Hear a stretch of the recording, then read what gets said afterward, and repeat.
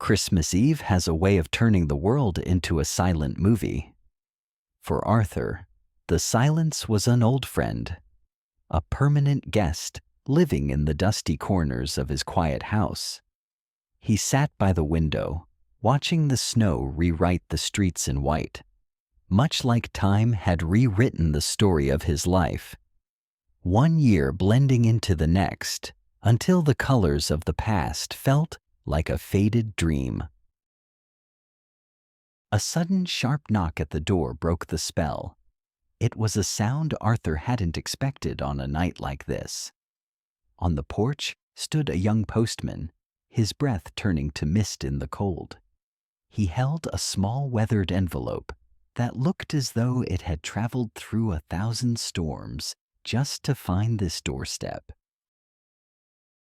Arthur took the letter with trembling fingers. The paper was yellowed and brittle, smelling faintly of old cedar and forgotten attics. His eyes blurred as he saw the postmark. December 18th, 1975. A ghost from a different world had finally arrived, 50 years after it was sent. Lost in a sorting office for half a century, now resting in his palm. He didn't need to open it to know who it was from. The elegant, slanted cursive was burned into his memory. Suddenly, he wasn't 80 anymore.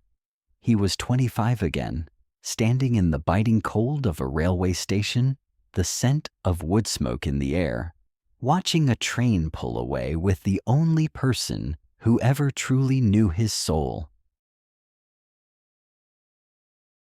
"I'm sorry I couldn't say it at the station," the letter began. The voice in his head sounded exactly as she did back then, clear, hopeful, and full of secrets. "But I'll be waiting at the clock tower on Christmas Eve. If you come, I'll stay. If you don't, I'll know that our paths were meant to go in different directions. I'll love you anyway, Arthur. Always." Arthur stared at the words until the ink seemed to swim. He had never gone to that tower. The letter had been buried under a mountain of lost mail, and with it, a different version of his life. He had lived a full life, found other joys, and built other dreams. But a small part of him had always wondered why she never wrote, why she had vanished like a star behind a cloud. Now, sitting by the dying embers of his fire, the bitterness was gone.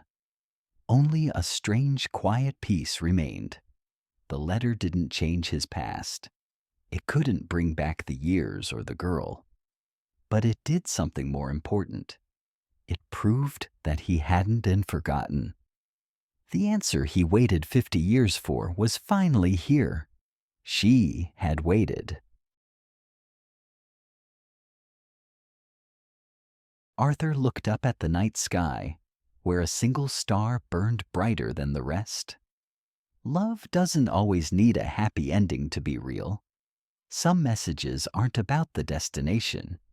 They are about knowing that once, long ago, you were someone's entire world. And on this Christmas Eve, that was more than enough.